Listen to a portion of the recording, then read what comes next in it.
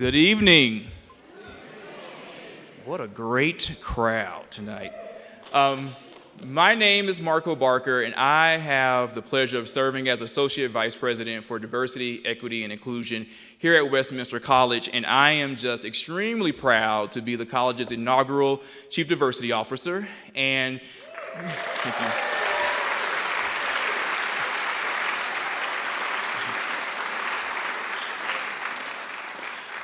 And tonight is also special, as this marks, I'm on the cusp of my first month in the great state of Utah.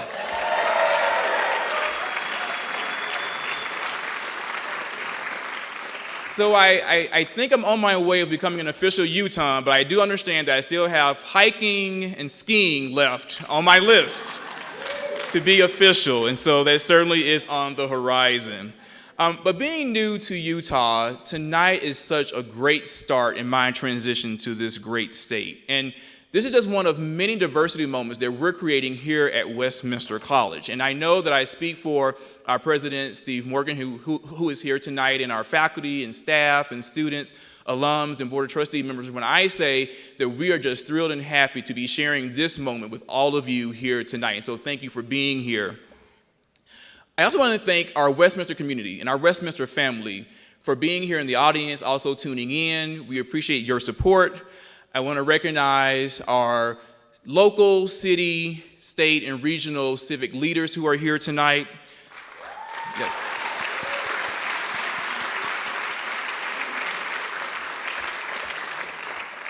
Certainly members from our sister institutions and colleagues, and particularly to each and every single one of you, our community members and leaders, for being part of diversity here at Westminster College. Thank you for being here tonight. This series, which you will learn a little bit more about shortly, represents just one example of diversity realized at Westminster College. Another example are our amazing students and the experiences that our faculty and staff create for them. One of the things about our students that I really appreciate is that all of our students bring something unique and distinctive to Westminster College, and we celebrate that. All of our students have unique stories. This philosophy of being unique and distinct is something that is embedded in our mission and programs like the Bastion Lecture Series. Westminster is a community that fosters creativity and innovation. We encourage you and every person who steps foot on our campus to experiment with ideas, to critically examine alternatives, to raise questions, to make informed decisions. We hope that what you get from this lecture and what you understand about our campus is that we are encouraging our students to discover their passions, to promote more equitable and sustainable communities, to launch a successful career, but more importantly, meaningful lives. Simply put, to be distinctly bold is what we are about at Westminster. And just like tonight's speaker, I think she is someone who is definitely bold and who has led a distinct career and meaningful life.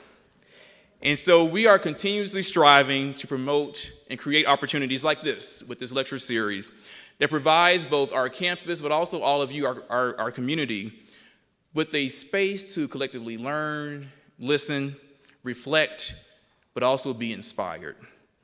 So at this time, I want to invite my dear colleague, Dr. Tamara Stevenson, to share more about this lecture and to recognize our supporters.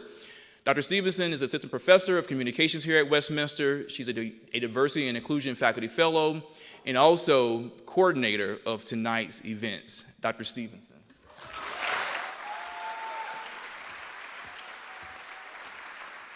Thank you, Dr. Barker.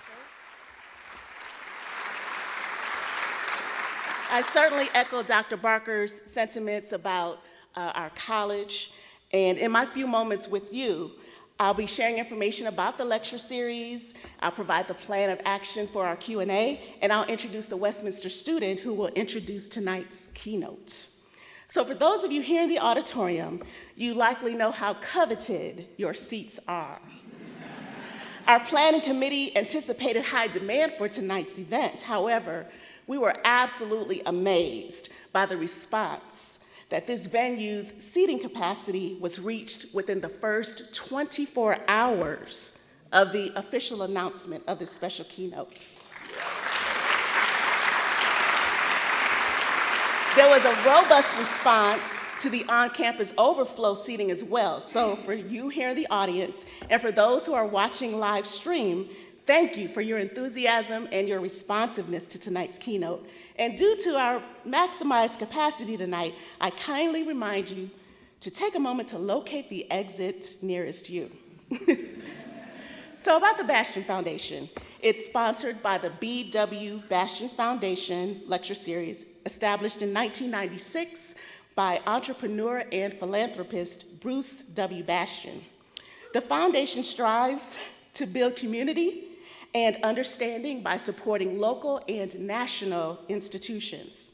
Financial support is directed to educational outreach, cultural and HIV/AIDS programs, with a strong commitment placed on programs and organizations that preserve the rights of individuals and promote equality for the LGBT community.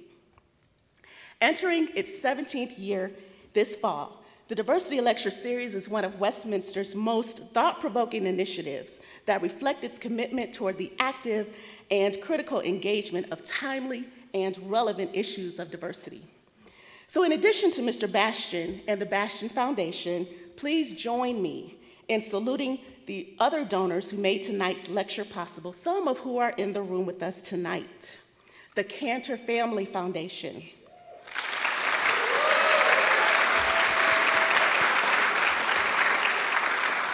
Century Financial, Jonathan and Tina Ruga.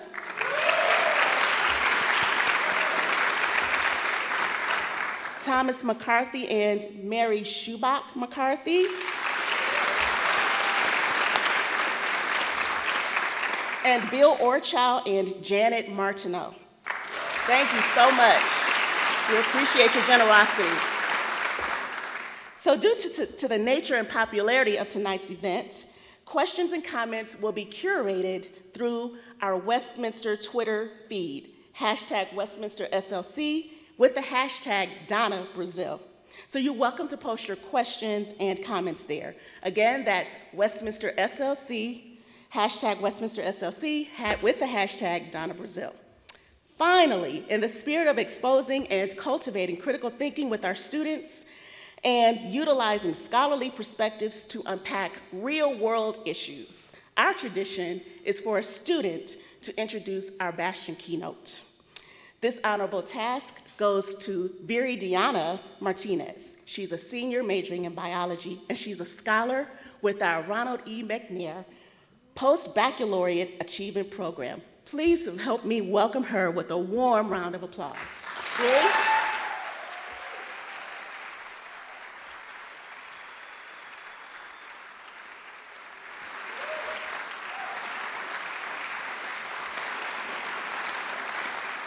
Thank you. Veteran Democratic political strategist Donna Brazile is an adjunct professor, author, syndicated columnist, television political commentator, former vice chair for civic engagement and voter participation at the Democratic National Committee, and former chair of the Democratic National Committee's Voting Rights Institute. Currently, she is serving as interim chair of the Democratic National Committee. Brazile has worked passionately in the rebuilding and recovery efforts in her beloved hometown of New Orleans. Additionally, she loves working with young people, encouraging them to vote, to run for office, and to work within the system to strengthen it. Since 2000, Brazile has lectured at over 185 colleges and universities across the country on such topics as inspiring civility in American politics, race relations, okay.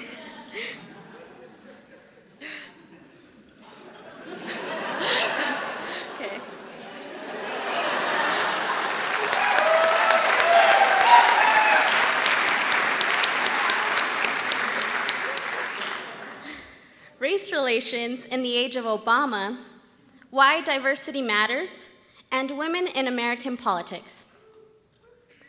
Brazile first got involved in politics at the age of 9 when she worked to elect a city council candidate who promised to build a playground in her neighborhood.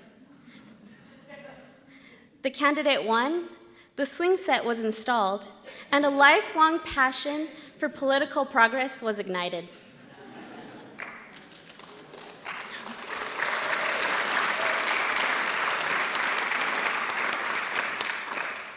She has worked on every presidential campaign from 1976 through 2000, when she became the first African American to manage a presidential campaign.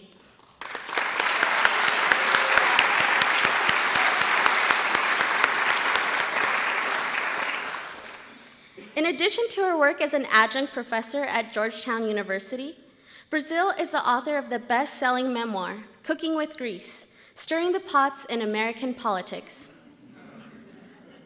Also, she's a syndicated newspaper columnist for Universal UClick, a columnist for Ms. Magazine, a contributor to Essence Magazine's 2016 coverage, and the Oprah Magazine.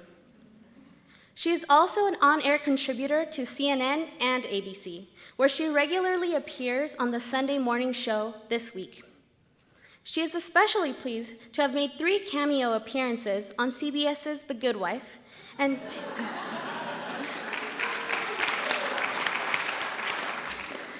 and 2 cameo appearances on the Netflix series House of Cards.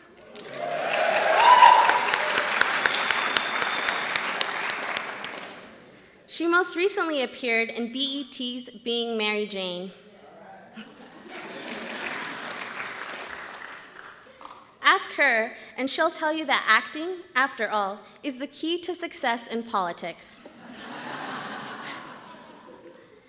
In 2014, Brazile was appointed by President Obama to serve on the board of the J. William Fulbright Foreign Scholarship Board. In addition, she serves on the National Democratic Institute, the Professional Diversity Network, the National Institute for Civil Discourse, the BlackAmericaWeb.com Relief Fund Incorporation, and as co-chair for Democrats for Public Education. In August 2009, the Oprah Magazine chose Brazile as one of its 20 remarkable visionaries for the magazine's first ever Power List. In addition, she was named among the 100 most powerful women by Washingtonian Magazine, Top 50 Women in America by Essence Magazine, and received the Congressional Black Caucus Foundation's highest award for political achievement. Earlier this year, Brazile was awarded Wonk of the Year from the Kennedy Political Union at American University.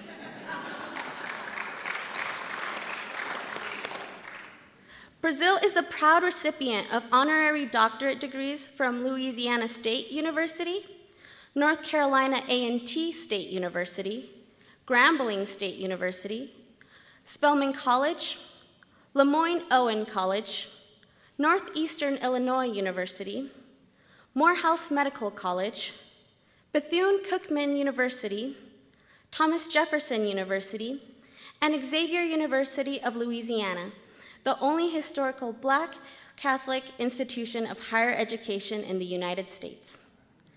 To date, she has spoken at over 125 colleges and universities throughout the nation. Brazile is founder and managing director of Brazile & Associates, a general consulting, grassroots advocacy, and training firm based in Washington, D.C. Last but never least, she is a proud native of New Orleans, Louisiana. In the aftermath of the 2 catastrophic hurricanes that made landfall in the Gulf region, Brazile was appointed by former Governor Kathleen Blanco to serve on the Louisiana Recovery Board to work for the rebuilding of the state and to advocate for the Gulf recovery on the national stage. Brazile was recently appointed by New Orleans Mayor Mitch Landrieu to serve on the Tricentennial Commission. Brazile assumed the role of interim chair of the Democratic National Committee shortly before the start of the historic 2016 Democratic National Convention, which nominated Secretary Hillary Clinton for President of the United States.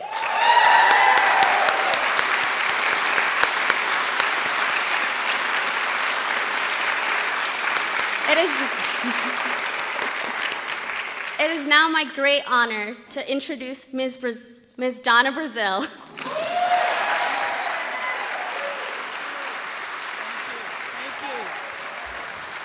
Thank you, everyone. Thank you.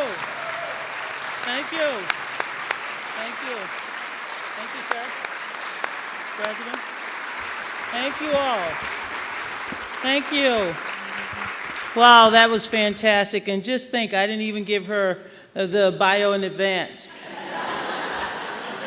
You're missing your moment when you can't get your questions in advance, ladies and gentlemen. If anybody's here representing WikiLeaks, it's me. And to Russia with love, I still believe. No one will ever force me to denounce my country or our democracy. I am proud to be an American. I am proud to be involved in the political process. And we as Americans should all be proud of our country and the long road that we have come to ensure that every American, every voter, has access to the ballot box. So I just want to start out by saying that. Thank you to President Martin, who gave me really a beautiful gift. I'm no longer in government service, so I can accept gifts. But he gave me a great, wonderful scarf. It happens to be purple and gold. Hey, I love purple and gold. I'm a proud graduate of LSU. And thank you, Westminster. Go Tigers, amen. He also gave me a journal. And I think after all of these WikiLeaks and all of these Wiki spies and all of the Wiki lies, I might decide to go back to writing in a journal versus email. You remember back in the 90s, everybody said that you could not write in a journal because you could get subpoenaed. Then we went to, then my ex-boss invented the internet, inspired the creation of it.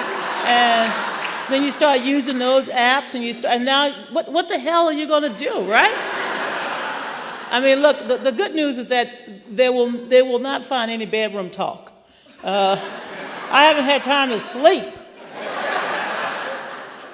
Yeah, I'm looking forward to that going into the supermarket hall one of these days, you go and get those little tabloids, and they're going to say, Donna Brazile, the interim chair of the Democratic Party, she's pregnant with an alien. And I'm going to have to deny that. I'm just going to say, this is a lot of Budweiser and buttermilk biscuits. This is no alien.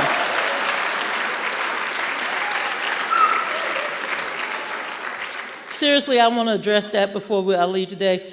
First of all, to Mr. Marco, to members of the faculty, student body, to the campus community, to all of the sponsors, to all of the organizers who made this possible, and to all my colleagues on the Democratic National Committee, thank you so much for inviting me here. I just want to make sure that we have one clarification, just so that the Republican National Committee will not ask for equal time. I was invited here long before I became interim chair of the Democratic Party.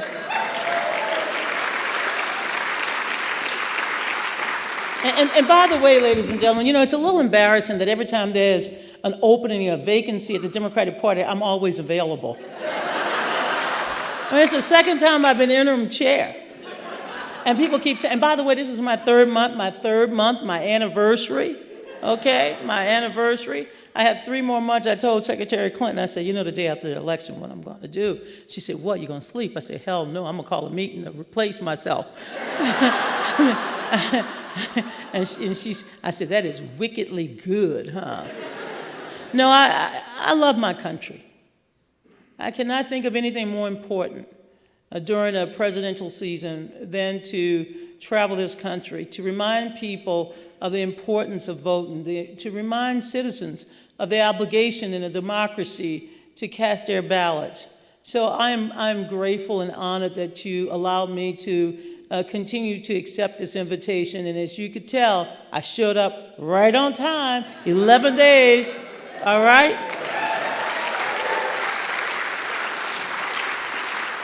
I mean, here I am, the interim chair of the Democratic National Committee, 2 weeks before a presidential election. I'm in the great state of Utah.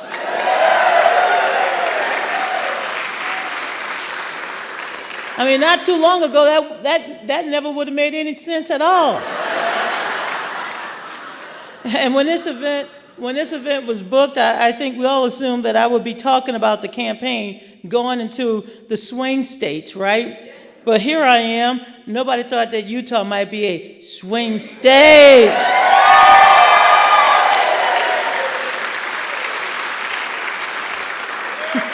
I don't know about you, but I don't mind being called a swinger. And we have some great candidates up and down the ballot, and I hope some of you will ask me in the Q&A section about the great candidates that we have all across this remarkable state. I just want to first also state that the opinions tonight that I express are my own opinions. You know, most Americans don't know this, but it really was a difficult personal challenge for me to leave CNN and ABC and other what I call media pursuits to become chair. I remain a vice chair because I felt very dedicated and committed to voting rights and voter expansion and the integrity of our voting process. And so after the election of 2000, Chairman McAuliffe appointed me to the Voting Rights Institute, and when President Obama was elected, he elevated me to being the vice chair of the party. And throughout my time on CNN and ABC, they knew I was a Democrat. I'm a partisan, ladies and gentlemen. You see this purple hair, I'm partisan. I'm a partisan, which means that I engage my party at all levels on issues that are important to the electorate, as well as I engage my party on making sure that we stand behind the restoration of the Voting Rights Act of 1965.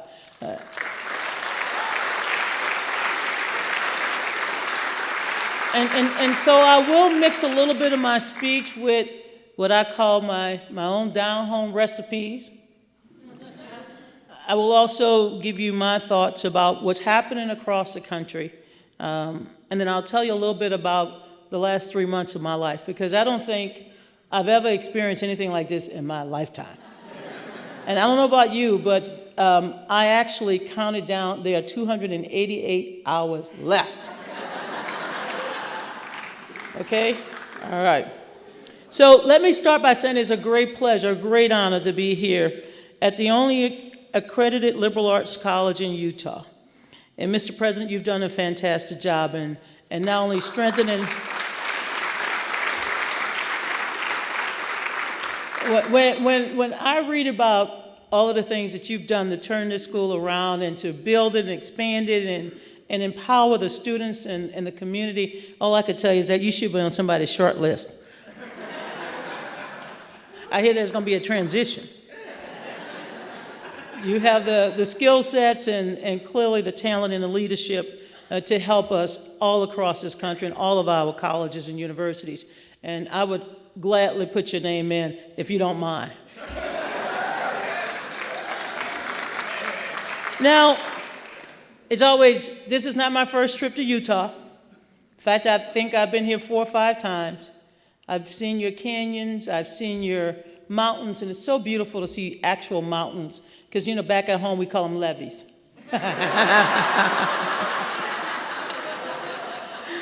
I mean, you know, where I'm from is flat, it's swampy, it's hot, it's humid. We have the majesty of the mighty Mississippi River, which most of us can't drink out unless we mix something with it. And of course, we have the diversity of the Atchafalaya Basin, which is a beautiful part of the country, and I hope you all get an opportunity to visit my beloved home state of Louisiana. And like your basketball team, jazz, it comes from New Orleans.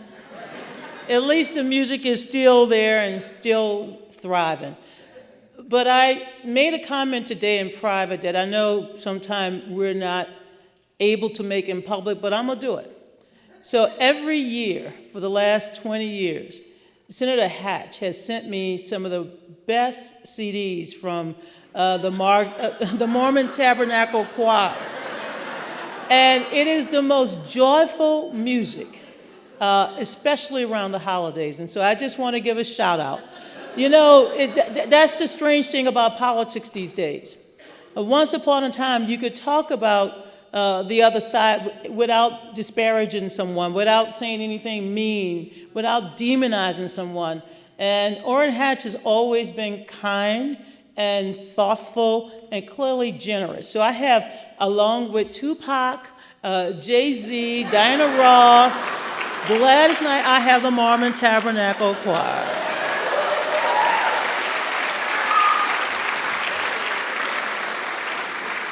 So I just wanted you all to get that shout out. And he can't deny it because he autographed one of them for me. But Utah and Louisiana share more than a history of a basketball team.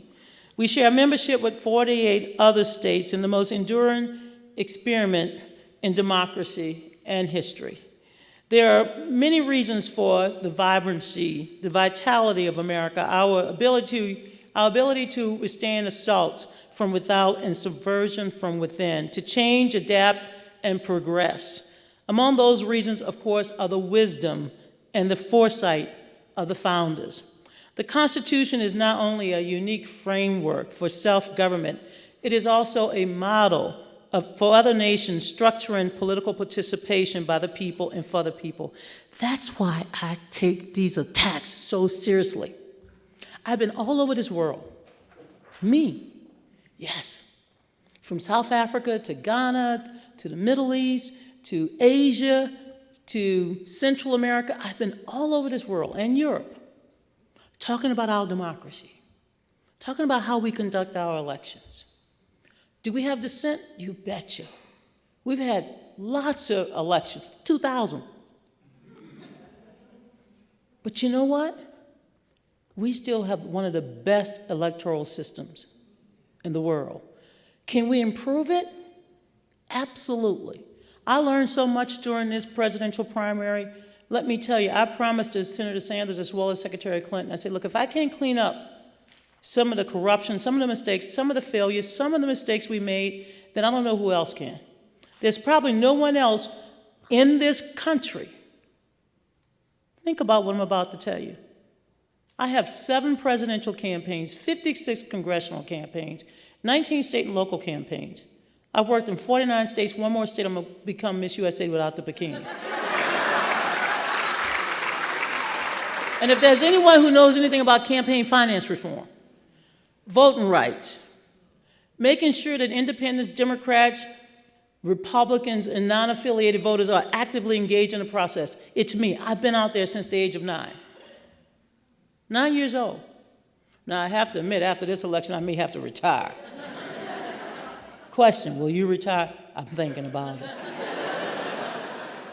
But the reason why I decided to do this on behalf of my party, to get cussed out, to have to raise money every day, to have to take care of staff people every day, to bury a staff person, which I did in July, only to see WikiLeaks smear that young man.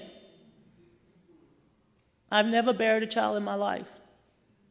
I've hired thousands of kids to travel this country on behalf of the Democratic Party. And never, never in my lifetime have I buried a child. I saw Seth's parents just about 2 weeks ago in Nebraska. We went to lunch. And they said to me, Donna, don't forget Seth. I said, I can't forget him. 27, vibrant, happy-go-lucky. He dressed as, Uncle Sam in red, white, and blue. He would come to work every day on his bicycle. In fact, we just dedicated a bicycle rack in his honor at the DNC. Seth believed in democracy. He believed in the right to vote. And in fact, he created this app, I Will Vote, I Will Vote. That's Seth. That's his legacy. Seth Rich wanted to make this country a better place. He believed that one person could make a difference. He never gave up. He was murdered on the streets of D.C. And before we could even put out a reward, WikiLeaks started to smear his name, caused his parents to get all kind of trolls, all kind of nasty emails accusing him of things that this young man never done. I'm anxious that we're going to clear his name. We're going to bring whoever killed Seth to justice. But as a party and as a country, we're not going to turn our backs on our democracy. I believe that.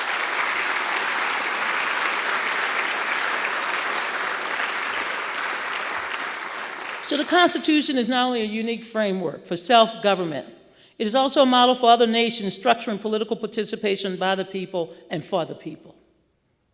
And some people are jealous of that. Some nations are jealous of the fact that we are able to transfer power peacefully. I remember, I got a call from Al Gore around 11:30 at night, shut it down. What? That's an injustice, shut it down. And in hearing his voice that evening, he said, it's over. Shut it down. And that's what I did. So you can imagine last week, I think it was last week, my days are mixed up, but last week at the debate, when I heard one of our leading candidates say, well, I'll give it some consideration, I'll think about it, I'll keep you in suspense, I was none too happy. No American should make a mockery out of our democracy. That's all we have.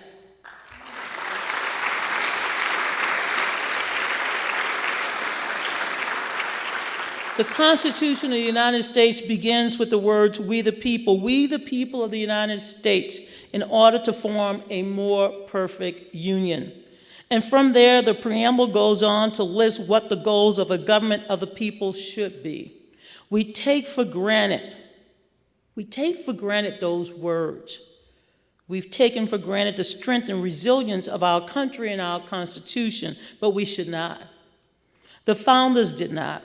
And on the day of the Constitutional Convention, the day it ended, a prominent woman approached Benjamin Franklin and asked, and I quote, well, doctor, I can imagine she probably was cool too, well, doctor, what have we got, a republic or a monarchy? To which the 81-year-old Franklin replied, a republic, if you keep it. If you keep it. There have been times in our country when we almost didn't keep it. And some would say that this election is one of those times where there is a real threat, whether or not indeed we keep it. I'm not one of those. I know who we are. I got an early taste in my career about the beauty of this country. Coming from my childhood in the segregated Deep South, I left my campus after graduation, went home, packed my bags, got my credit card from Sears. Thank you, Sears. All my appliance, Sears. They said, why you go to Sears and go to Home Depot? I said, no, Sears give me my first credit card. But my first trip to this great state was back in 1982, a year after my graduation, when I visited college campuses on behalf of the United States Student Association, circulating a petition to make Martin Luther King's birthday a holiday.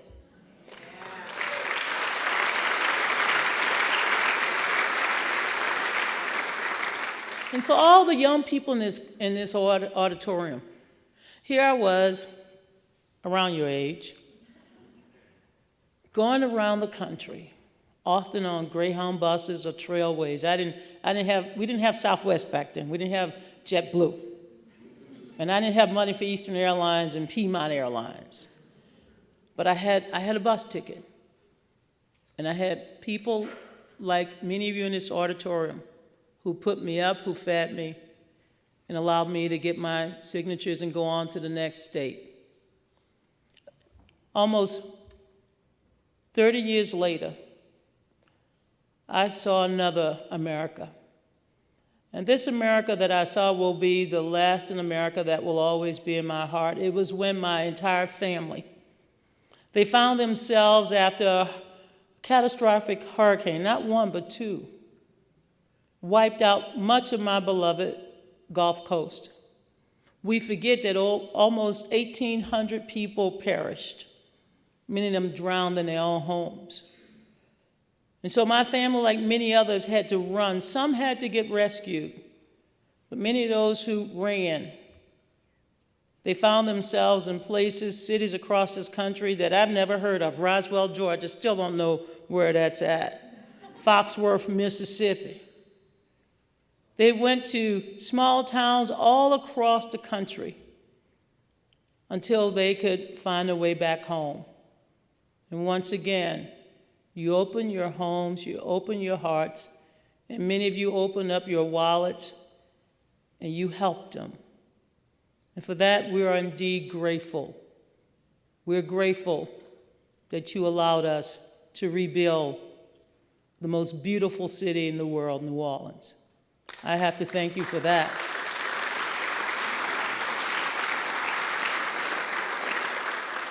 So I'm an optimist. I'm an optimist. I believe in this country. There's no reason to put America down. There's no reason to fear diversity in all of its unique forms.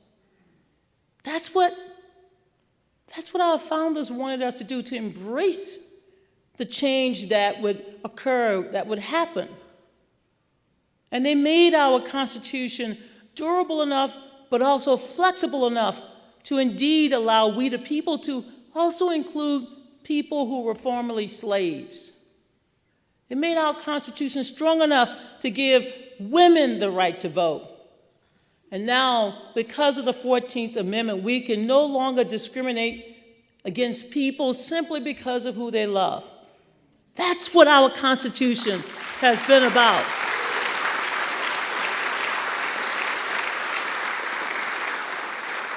And so, to my millennials in this room, you are some powerful people. And you don't even know your power. You are the first generation to embrace diversity in all of its forms. And yes, diversity matters. Diversity is important, it's powerful. You've embraced it. You've embraced it by putting in the White House for the first time in the history of the United States, you put a man of color. In fact, you put Barack Hussein Obama in the White House.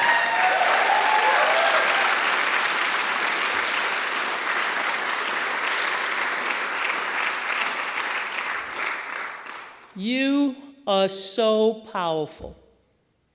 And many of you have expressed, at least I read Twitter, y'all know I go on Snapchat and Facebook, all of those wonderful things that my ex-boss created when he inspired the invention of the internet.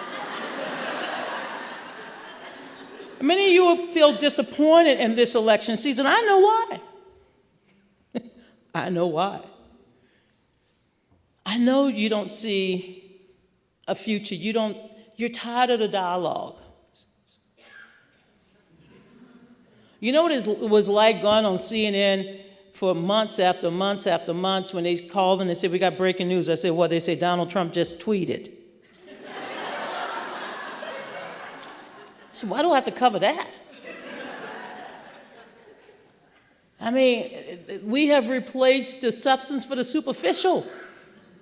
And we all want to I want to have a conversation about the North Dakota pipeline. I want to have a conversation about climate change. I want to have a conversation about taxes.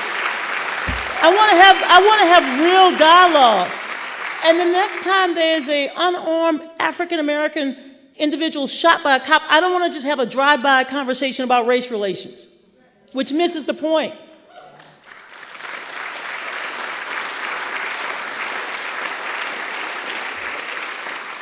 Yesterday, I lost an uncle.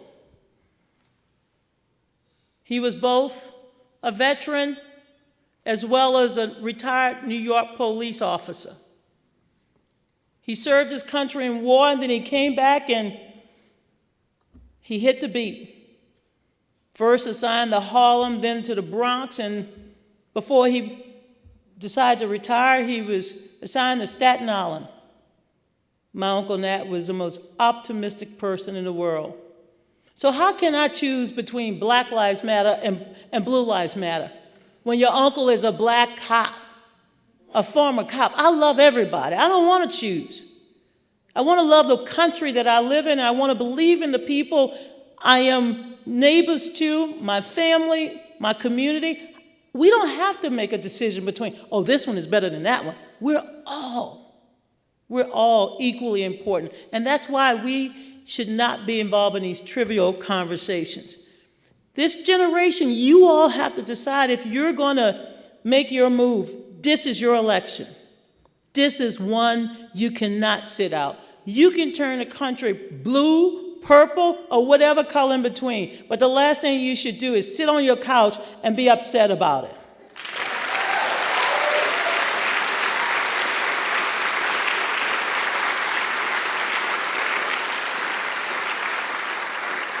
You know, the Chinese, I don't know if this is true or false, or if it's not true, WikiLeaks will say Donna Brazile lied to you.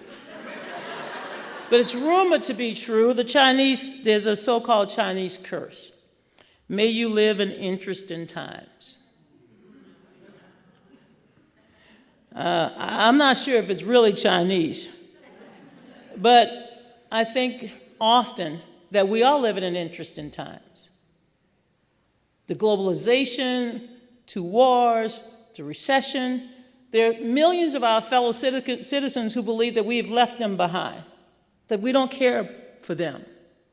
So when I think about the Donald Trump phenomenon, I'm not out there calling people names. I'm thinking that there are communities all across this country. There are people who are hurting, who are worried, sick about their future. They feel like nobody pays attention to them. They watch the news and nobody talks about their pain. No one comes and visits them once the factory leaves or when tuition goes up by 25, 30 points or percentage points, and when they are unable to find jobs or to afford any health care plan. Rather than mock them, rather than leave them behind, we have to find ways to put ourselves not just in their shoes, but to put ourselves in their communities and make sure that they understand that they don't live on the outskirts of hope. They live close to the circle of opportunity. We have to find a path to create that circle so that we can bring more people back into the circle of opportunity. No American should ever be left behind to fend for themselves. That's why there's so much pain. That's why there's so much distrust in government. That's why the American people are so frustrated at this point. They're worried, sick about the future. And the most important day, I believe, in my journey, my interim journey as chair, I can't wait. Can't wait to go back and do the things I used to do that was seem normal to me, but now it's controversial. I'm like, wow. But the most important day is the day after the election when we begin to reach out to people that supported the other side. Back in 2008, I wrote a column, CNN.com. And my column was a letter to losers, because I say, when you've been involved in politics, you've lost a lot. It takes a lot of grace and humility in losing. Actually, when you read Dr. King's book, Strength of Love, when Dr. King, you get to this chapter, you say, you gotta love your enemies. I say, oh, no. I'll never forget, I put that book down for like months. I can't go back to that.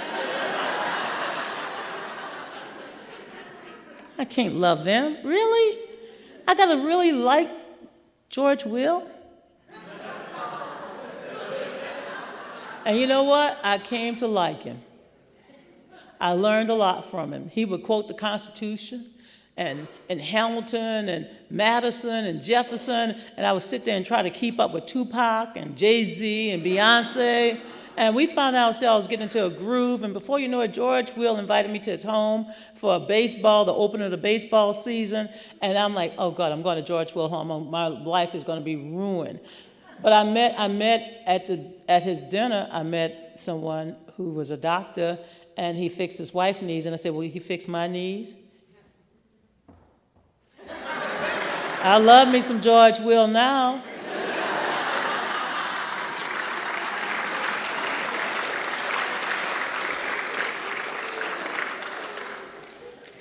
But I say this because we have just forgotten that we got to reach out.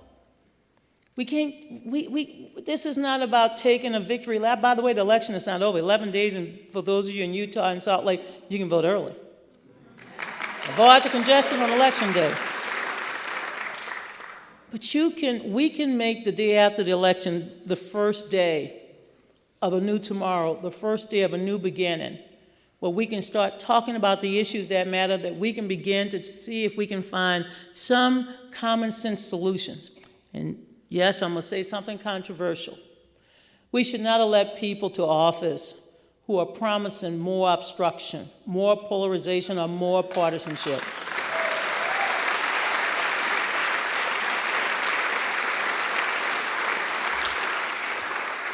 That's the last thing we need in Washington, D.C.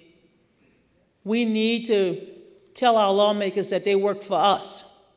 They work for us, the taxpayers, just like I tell the staff at the DNC that they work for the donors and the stakeholders and the voters. We should not elect our lawmakers to go back to Washington, D.C., who promise more gridlock. John McCain, who I admire, I respect his service to our country. But when Senator McCain makes comments like he is going to block Secretary Clinton's ability for appointing the next Supreme Court justice, he's making up his own Constitution. The Constitution states clearly that the President of the United States, that is the job of the President to nominate, and it's the job of the Senate to consider. And now, because they don't like who we the people, elect, they've decided that the best course of action is to become obstructionists, hyper-partisans, and to produce more gridlock. There's no reason why, with all of the assets we have in this country, we cannot solve some of our problems. And I, for one, believe that if we come together, we can solve our problems. And so, I put a fair amount of trust in the millennials, the largest group of voters who will show up on Election Day if you decide to make a difference. And why you, millennials in this room? I see you. I don't even put my glasses on. Why you? Because there's no one better. And why now? Because tomorrow is not soon enough. This is your turn. And you can be the difference in 11 days. You can make that joyful noise that we're waiting to hear. And then you can begin to take your seats at the table. My seat's going to be vacant.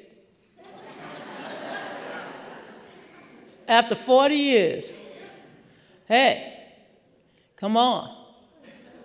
I've just opened the door, get it. Enjoy it. Help shape the future. And all I will ask you to do is don't let us go back. We're not going backwards. We've got to go forward, and we have to go forward together as American citizens.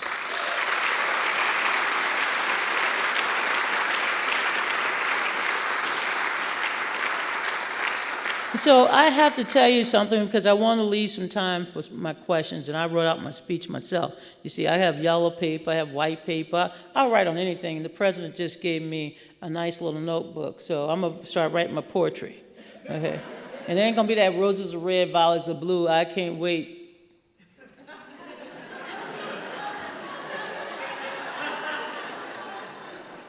But I want to address two more things.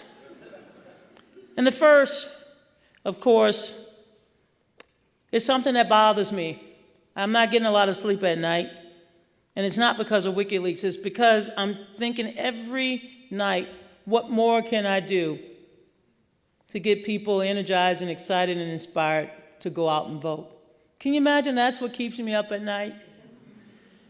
I mean, I want to watch the Cubs and the Indians. There's so much I really want to do, but I stay up every night trying to figure out, how do I maximize voter turnout? How do I get more people excited? And I tell you, it's been tough. The reason why it's tough is because 70% of Americans believe this election has brought out the worst in people. This is a poll just the other day. That's a lot of people. And I can't tell you you're wrong, because you're absolutely right. I never thought in all of the years that I served as a TV commentator that I would be talking about hand size. It still creeps me out. And one of my more engaging afternoons on CNN back when I was a cable TV analyst was when there was a court decision that said that some of the subsidies in Obamacare was essentially not paid for in the appropriations. And so I went on TV saying, oh yeah, that's section 2401. It applies to states that are on exchanges. And if your state is not on exchange, you're not eligible for the subsidies. That's section 201, 2401, and 2402 in case PolitiFact is here. That afternoon, when they said, and they introduced me, Democratic strategist Donna Brazile, and they introduced someone from the other party who was a former Miss USA contestant. I said, oh, hell no. I'm not going to compete in looks. And I don't know what else I'm going to compete in, but I'm like, should I engage this on the substance and the merits of why we need to improve Obamacare, fix Obamacare, because no American who is eligible for these subsidies should be denied simply because their governor decided when it's a federal appropriation. I had all this stuff working in my head. You know how you just work it out, and you read about it, and you get all of this information?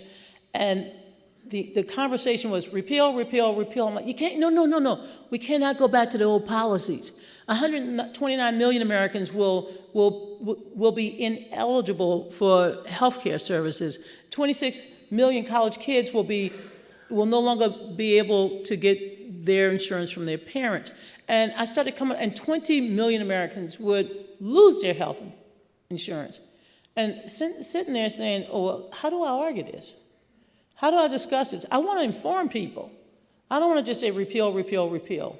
And so I understand why the American people feel disgusted by this election. But you know what? It's in our hands now. It's we the people. And I don't want to point fingers, but let me just tell you why we're in this shape. Because we don't have enough people who vote and participate in the electoral process. When less than 15% of the people are turning out for primaries, and I understand some of y'all like these caucus states. I'm in a caucus state, but let me just tell you, when you have less than 30,000 people participate, you have to take responsibility for what happens. When we're not all engaged in the process, what happens is that people don't care. We end up with a very polarized government. We end up with politicians who are bought off, paid off, and you know what? Scared off from doing the right thing. So you're disgusted with your decision or indecision to be engaged in the process. I'm engaged in all of the elections in the District of Columbia where I vote now, including the school board. People say, you don't have any kids. Well, I want good schools, good quality public schools. I'm a proud graduate of public schools of Louisiana. I want good public schools. I want to make sure they're funded, and I want to make sure teachers get what they deserve.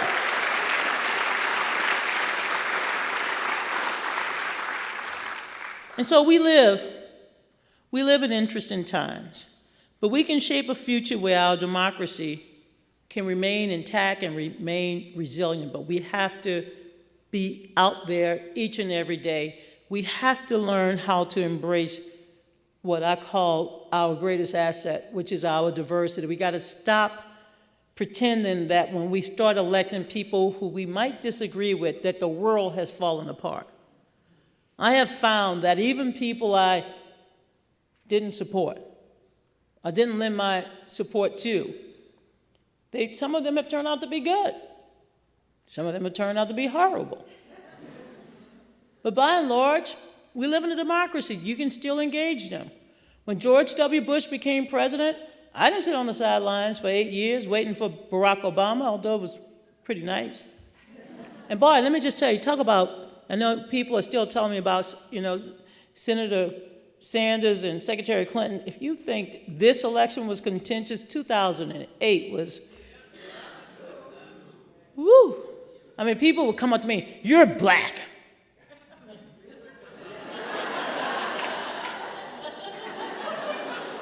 Yeah, and you got to support the black one. Okay, I hear you. But you're a woman. Yeah.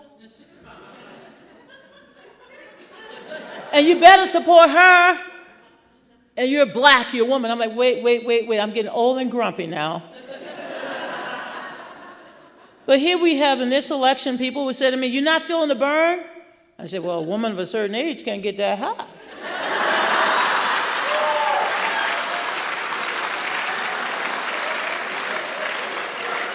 But while I did not feel the burn, I felt the passion of Bernie Sanders.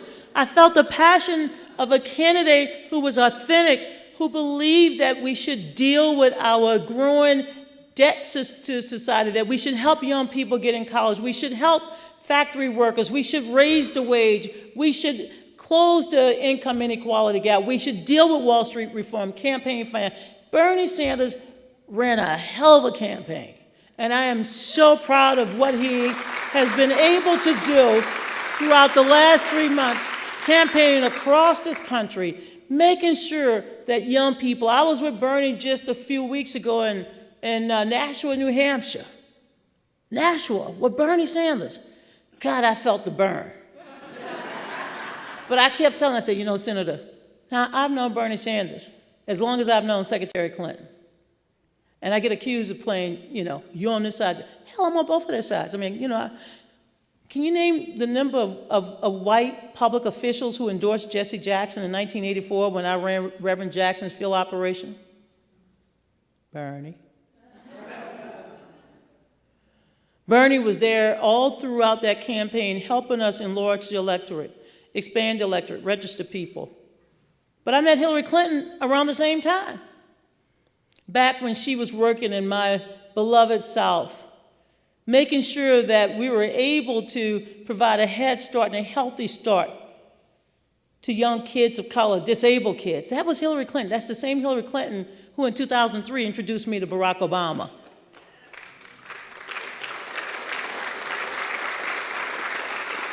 And so this election will go down, and I got to close because we're going to take some questions. I got a whole bunch more here because y'all know this is what teachers do. We write and we talk. But this election, in my judgment, when it's all over, it's a historic election. I'm excited about the historic nature of this election. I'm excited about what we are going to do in 11 days. This is a historic election, history that we've made together. Utah, you gave women the right to vote in 1870, 50 years before women had the right to vote across this country.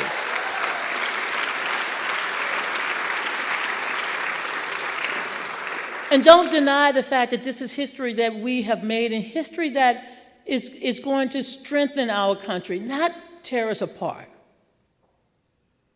Barack Obama's approval rating today is at 55%. He's on his way to 57, maybe 60% before he leaves. Michelle Obama is at over 72%.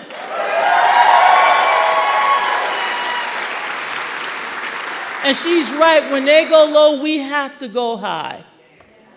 Vice President Biden's approval rating is over 72% as well.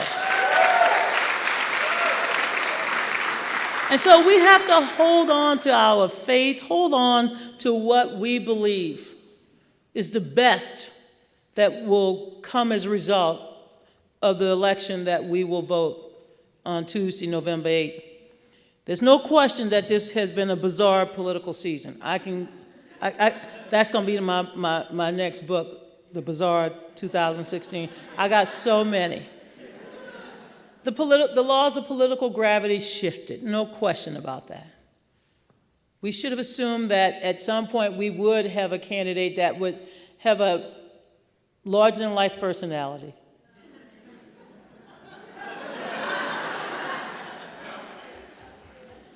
But we should never allow our future campaigns to become a race to the bottom. We have to ensure that this never happens again. This election should never have been about one candidate and his tweets.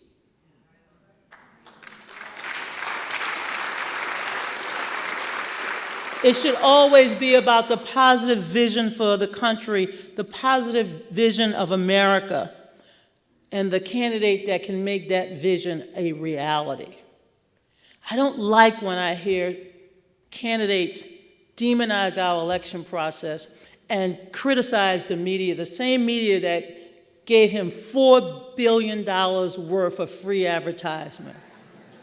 It really upsets me because I believe that he is making a mockery of our democracy.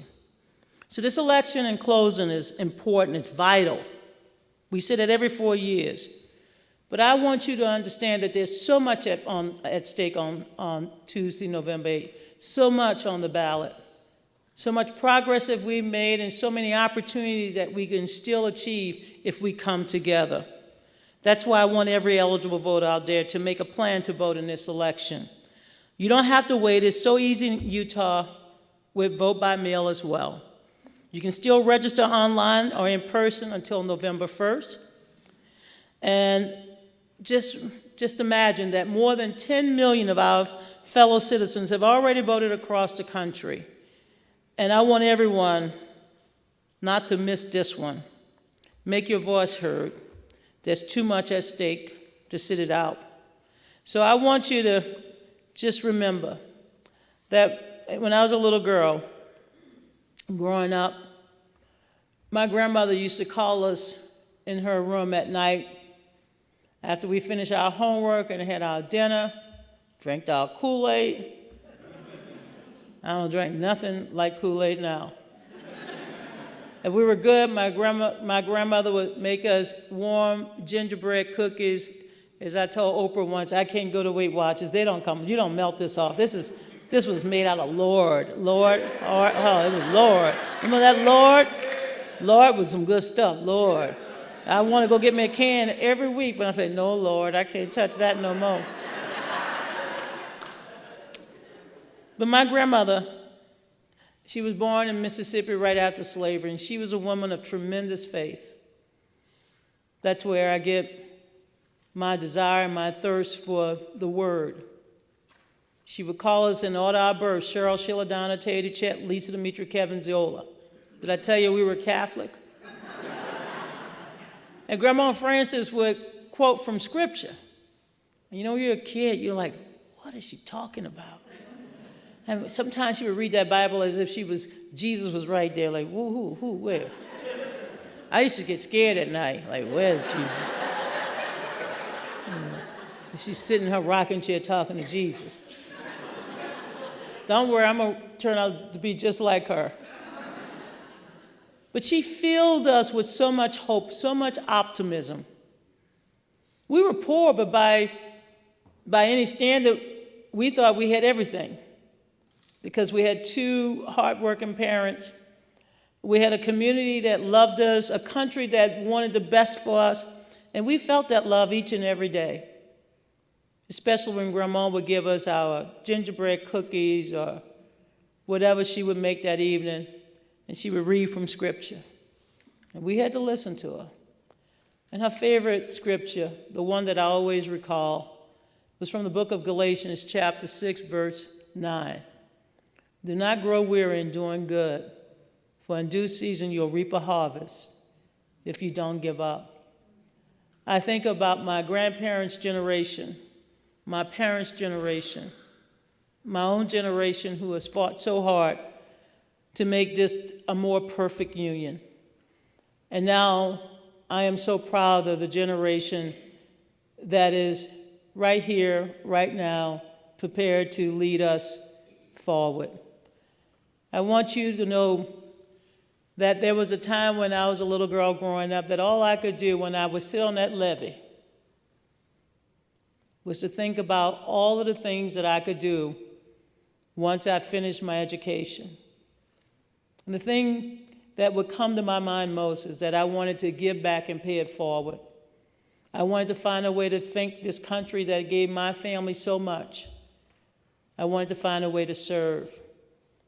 So for me, my calling has been to work in the political arena, which, as you can understand, our favorable ratings are now probably so far down that it's better to go to the dentist and get a root canal than to get engaged in politics. But that has not stopped me from stirring the pots. It's not stopped me from coming to campuses like this, because I get an opportunity to meet people like you, people who give me hope that our best days are ahead. So thank you, and God bless you. Thank you. Thank you. Thank you. Thank you. Thank you. Thank you. Thank you. All right. Hey.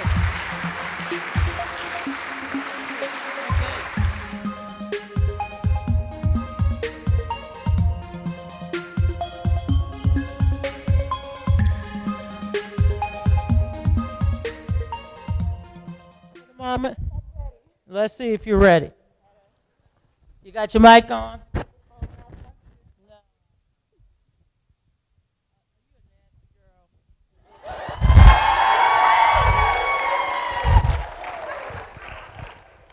Nasty girls vote. I love that line. I'm a nasty girl. Nasty girl votes. Now I'm ready. So hopefully I'm heard. I don't know if I am, but I'll project my voice until we're ready. Good.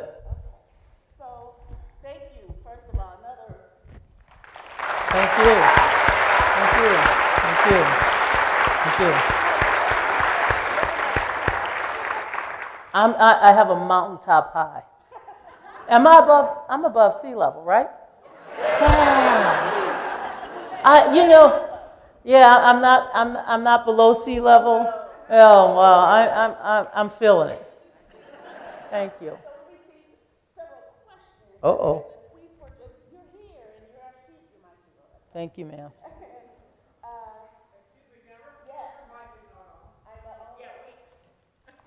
You want help? Let me see. I know all about these mics. Okay, the mic is on. Now you just have to stick it closer to your, rolling. I'm still living the dream. Rolling. Still living. Rolling down. What a better the coach. river. No, there is no better coach. Thank you. Big wheels Okay. keep on turning. Proud. You ready? I'm ready. Rolling. So one tweet wanted to certainly acknowledge your mention of the Mormon Tabernacle Choir. They were charmed by that, and they wanted you to know that they refer to it as the MOTAB. So when you talk back to Senator Patch, you can say MOTAB. Motab. MOTAB. Thank you. Okay. So questions ranged from both, of course, political, professional, as well as personal. And so in direct relation to this election season, one question was, we'd like to hear you talk about voter suppression in 2016. First of all, as I mentioned, I believe that every American, every eligible citizen should have the right to vote and participate in the election, and every vote should be counted. I also believe that there's no such thing as a quote-unquote battleground state or a swing state. I think every state is important, every vote is important, and every American should be encouraged to participate in the election. One of the things that has discouraged me a little bit is that I've heard from across the country, teachers don't know how to discuss this election. And that's a sad thing, because here I was, a little girl back in the back in the 1970s, that were just so excited about our electoral process. I couldn't wait to turn 18. In fact, I didn't wait until I turned 18. I got out there and began to organize. Voter suppression is an act known as preventing people from being able to cast their ballots. And we've seen suppression tactics throughout our history, but more importantly within the last 50 years after the Voting Rights Act was created. It is the deliberate act to stop people or prevent people from casting their ballots, either by using tactics known as purging people from the voter rolls, intimidating people when they try to exercise their right to vote. It's also a form of creating mass confusion at the ballot box. There are numerous examples of suppression tactics that really,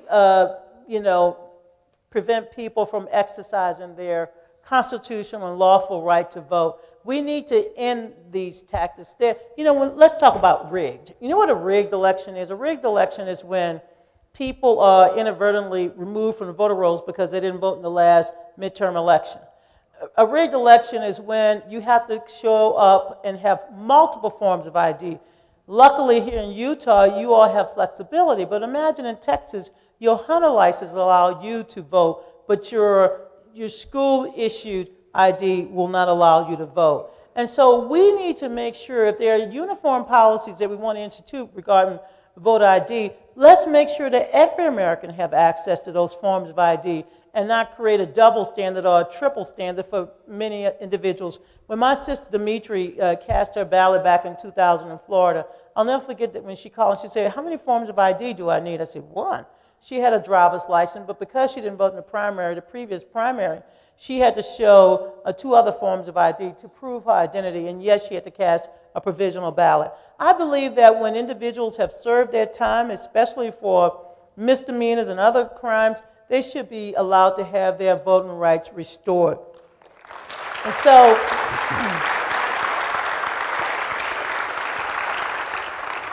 I'm going to say something. A rigged election is not an election when young people, minorities, and others have turned against you because they don't like the hateful things that you've said.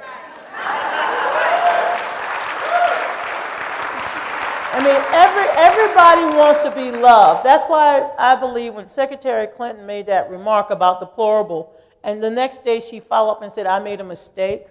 She said, "I made a mistake." I appreciate people. We all make mistakes. I've made plenty of mistakes. I'm going to make plenty more mistakes because I'm human. Trust me. I know I'm in Salt Lake, but I'm human, okay? Make plenty of mistakes. But the ability to, I think when you're a leader of a party, a leader of our country, you got to conduct yourself in a way that the American people believe that you're trying to bring something good to the table, something that's positive.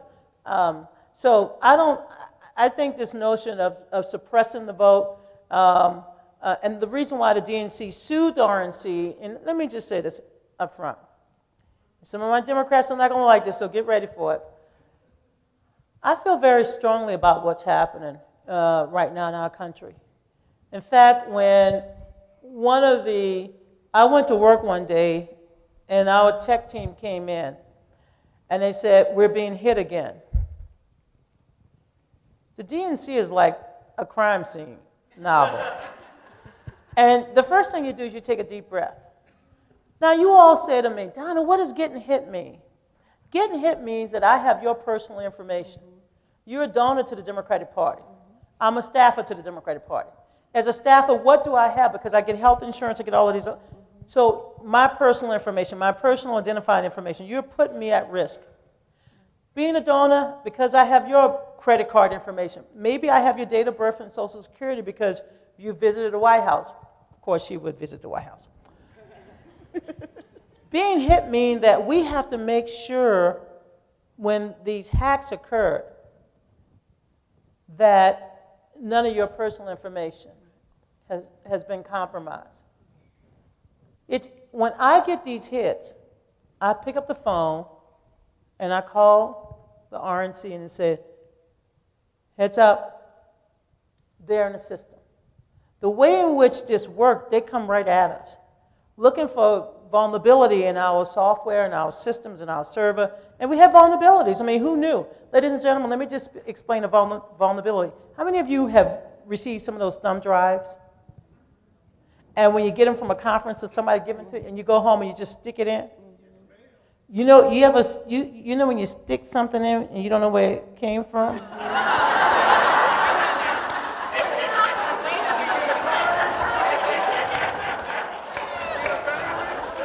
You pull it out and you stick it somewhere else. We had to stop people from sticking it in, sticking it out, because we thought that the malware, once we identified the tracking agents, that it was from Russian intel service. I had to hire a firm that specialized in this cybersecurity. Let me also state, as a member of, I was appointed by the president in 2013, 2014, who got hacked? The State Department, OPM. All of my 180 pages is out there, okay? So I understand what it feels like to be hacked. So my first thing is to protect my staff. Remember, I have a kid who was murdered, and WikiLeaks put out erroneous information on that. And then I have to protect my donors, my stakeholders, my voters. I spent the first month, go back and look, from the time I became chair on 7/28 to 8/28, nobody saw me on TV or radio, and nobody missed me. Because I was in a quote-unquote freak-out mode. I apologize to everybody. I made apology calls every day of my life. I had to apologize. I'm so sorry. But it was the vulnerability of our system. And last night, before coming here this morning, I would have flown in last night because I love Utah.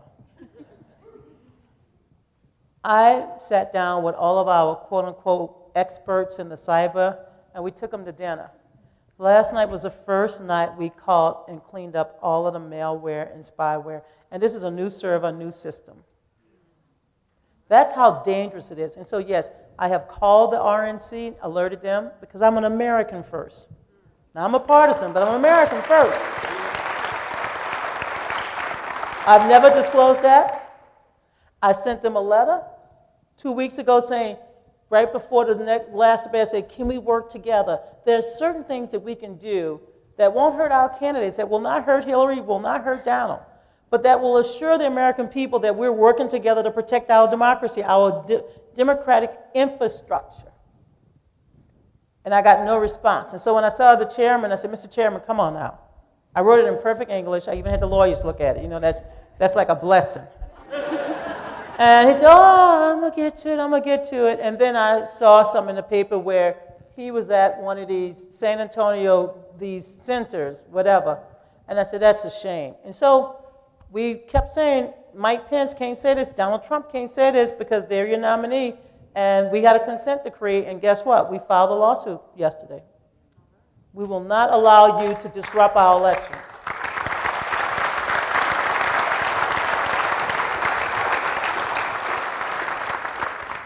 You began your talk by talking about your love for this democracy. I love it. Could you please explain to me, and everybody else, but this is really my question, but where does that come from, particularly as a woman of color, particularly where particular populations have been severely marginalized, disenfranchised, not just from voting, but from existing? I mean, I'm a 9-year-old kid the year after Dr. King was assassinated. What did I do with my life? I went knocking on doors. Dolores Minor for the Southern Christian Leadership Conference was organizing in the neighborhood, and they were planning, you know, school construction, because we live in a poor area of the city. School construction, they were planning on getting the roads paved. Nobody owned cars, I've never understood that one. And then they also mentioned that they would put playgrounds. And playground. I was a little tomboy. I'm like, yeah, I want to go play basketball, baseball, volleyball, softball, you know, throw the shot put, disco. I just wanted to be active. We had no playground. And you know, every time it rained in Louisiana, we had waterfront property because we were below sea level. And so we needed a playground. And that was that. I just wanted a playground. And that year, I worked my little you-know-what off. We had over 300 new people to register to vote. And the next year, the city council candidate won, and we got the playground. My love for politics began at that age because I saw the power of the vote. And then at the age of 16, 40 years ago, this year, I watched Barbara Jordan give her keynote address at the Democratic Convention. And that year, that moment, I wrote in my diary, I used to write straight to God. You know when you're Catholic, you got the Pope, the archbishops, the monsignors, the bishops, the cardinals, you got all of them. I went straight to God. I said, Lord, have mercy. I don't know none of those people, but I know the Lord because my grandmother told me the Lord is right here. Mm-hmm. I said, dear Lord, when I turn 40, I want to manage a presidential campaign. And so in every year of my life, every political season, From the time I was 16, working for Billy Gus, later President Jimmy Carter, I ran his youth outreach, I was 16 in Jefferson Parish, to the time I was 20, being the quote-unquote the state student leader for Carter Mondale, to working for Jesse Jackson, to working with Geraldine Ferraro when Walter Mondale put on the ticket, to seeing, you know, Bill Clinton and Al Gore becoming his campaign manager, to helping Barack Obama, helping Hillary Clinton. I believe in our democracy. Look, I've lost a hell of a lot of races, no problem. I might lose a few next week, but God knows I got like 10,000 that I got my money in now. I have raised money for so many strange people. I was in Nebraska. I was talking to somebody in Council Bluffs. I said, "What? I love it. I mean, I just love it. I'm raising money for Jason Cantor in Missouri. I'm raising money for Lisa Rutherford, who will become the first woman ever elected in the state of Delaware. You know, so for me, it's about change. This is the democracy. Getting people excited, you know. And you notice I'm saying I'm raising money. I used to tell people I'm doing voter registration. I'm organizing. You see how old I am now? All I am is, hey, can you give me $10,000? All they're going to tell you is no. Right. Today, here in Utah, I raised over $150,000. I was upstairs in my hotel room,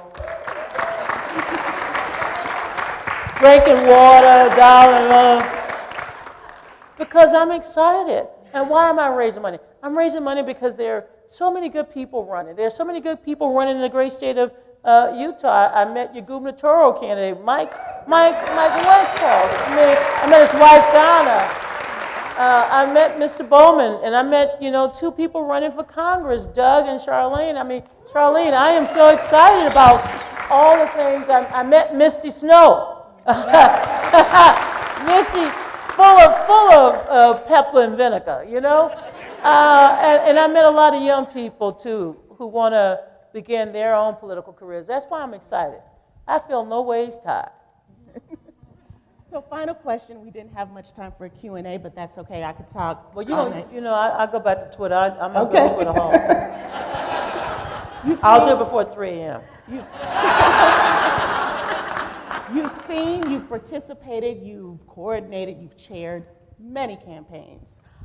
What's been the most surprising thing you've heard, seen, experienced, and what does that look like for the future of this particular election season? This morning when I got up and I went to the airport, I got up at 5 o'clock and I left my house at 6. I was at the airport at 6:30. I picked up USA Today, and again, this notion that we're going to turn against one another after the results. Ladies and gentlemen, you know, as I mentioned, growing up in the South, I know of so many families, I know of so many people who made sacrifices for us to have the franchise, to have the right to vote. I think about my parents' generation and my grandparents' generation and their struggle to obtain their right to vote. I think about my father, who had an opportunity before he passed away to talk to Barack Obama. Can you imagine what that felt like? My dad, who was not able to enjoy any of the honors he received being a veteran with 4 Bronze Stars serving his country. He had an opportunity to talk to the president, and this, his only opportunity, my father, and I heard him, and he said, "Mr. President, I'm so glad you caught that," he used a bad word. And he said to the president, he said, "I wanted to re-enlist in the Army to go back and get him myself." I'm paraphrasing my father. He was a real military guy, tough as nails. But he thanked the president. He thanked the president of the United States. A few days later, my father passed away. But my dad had an opportunity to see one of his daughters, one of his kids, grow up, a child he raised. My mother was a maid, my father a janitor. And they put so much into all of us. They put 8 out of 9 of us through college. And they worked so very hard. And we were the pride of their lives. And yet, growing up, they would tell us stories, and we would look at them like, uh-oh. they're just telling us a fable, right? But they were actually right on the mark. That if we worked hard, if we were willing to give back, complete our education, love one another, respect the Lord, we could be successful in life. And we could see other people. And so my hope and my faith lies with the people. I trust you. I know you. And despite all of the things we've been through, we have found ways to come together. This election is about our future, the future of the United States of America. And I know there's a lot of passion involved in politics. That's why I'm still involved. But the passion is about putting people in office who represent your values, making sure that we can use our electoral process to come up with good policy so that we can take care of one another and continue to be a very strong and vibrant democracy. So I can't wait till the election's over with so I can write that chapter. I hope it's not an obituary, but I hope it's that chapter that says, once again, we have decided to move forward. Because I believe this is a country that has embraced democracy, embraced diversity, and now we're ready to embrace change. And I want to thank all of you in advance for going out to vote. And if those of you who already voted, just remember you can remind other people to vote. You can also help out on election day. And you can continue to make a joyful noise. Now, what do I call the Mormon tabernacle? Motabs. Motabs. Yes. God bless you all. Thank you. Thank you. Thank you so much. Thank you.